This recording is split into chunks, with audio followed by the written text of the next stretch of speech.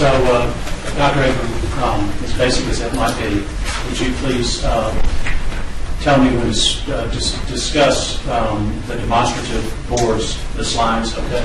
And first of all, are these slides that you made and gave to me so that I can give it Yes. and edit it yourself and so forth? Right. Okay. What does the first one say? Safety is our number one concern for patients having a procedure. Are there any, or any treatment, basically. or any treatment, basically? Are there any exceptions to that? No. What's this one? First thing, do no harm to the patient. Now, is that actually something that is learned in medical school? Yes. Above all, do no harm. Above all, do no harm? Is that what you all teach in medical schools even today? Even today. Was it taught back in the 70s when you were in school? Yes.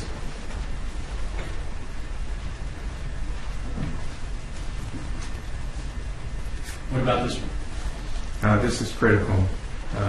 We have to make sure that we're not doing anything to interfere with the patient's ability to breathe, with their cardiac function, or their brain function.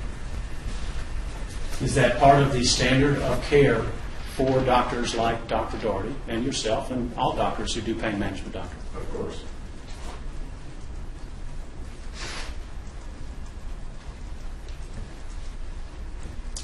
What about this one? Yes, of course. So read that, please, and tell us, when you say, of course, go ahead and read it for the record, please. We have to make sure that the patient is breathing adequately. We do this with listening to breath sounds. We do it with watching the chest move up and down. We do it with monitors that make sure that oxygen is getting into the patient's bloodstream. And of course, we monitor blood pressure, heart rate, the cardiovascular signs that the patient is obtaining good oxygenation and is breathing adequately. Do you have to use the electronic monitors that have been discussed in this case? Yes, it's whenever a patient is being sedated, the standard of care is absolutely to use pulse oximetry. Why is it so important when a patient is sedated to use the pulse oximetry monitors? Anytime we provide sedation to a patient, we never exactly know what that patient's response to those drugs is going to be. If the patient suddenly gets too deep and obstructs, or if the respiratory drive is suppressed, we need to know that right away, and we need to understand whether or not the patient is getting oxygen into the bloodstream that can get pumped to the heart and the brain and other vital organs. The ABCs of resuscitation, that's been testified to a little bit already, is that part of basic health care, doctor? Absolutely. We want to make sure that the airway is open and from the mouth all the way down to the lungs. We want to make sure that the patient is breathing, or if they're not, that we are providing ventilation for the patient.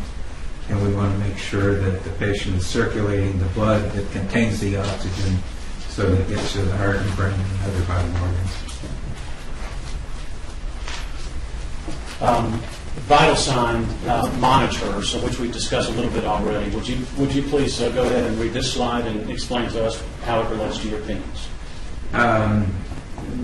Again, we need to know that the oxygen is getting into the bloodstream. This is the pulse oximetry.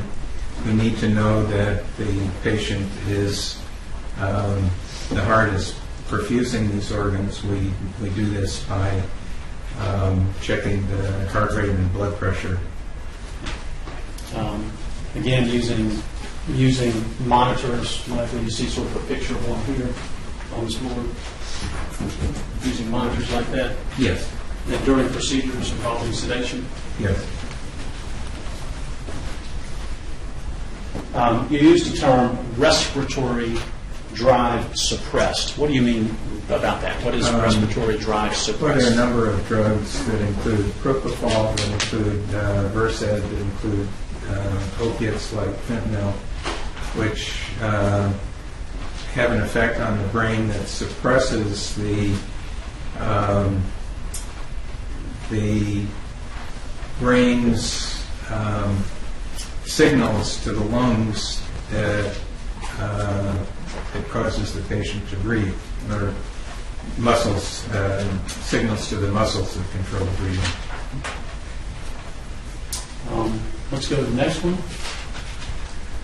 Is it optional to use vital sign monitors in a epidural if the patient is being consciously sedated or unconsciously sedated? No, whenever we use sedation, as I mentioned, vital sign monitors are essential to make sure that we are not, with our sedation, causing harm to the patient in terms of respiratory depression, cardiovascular depression.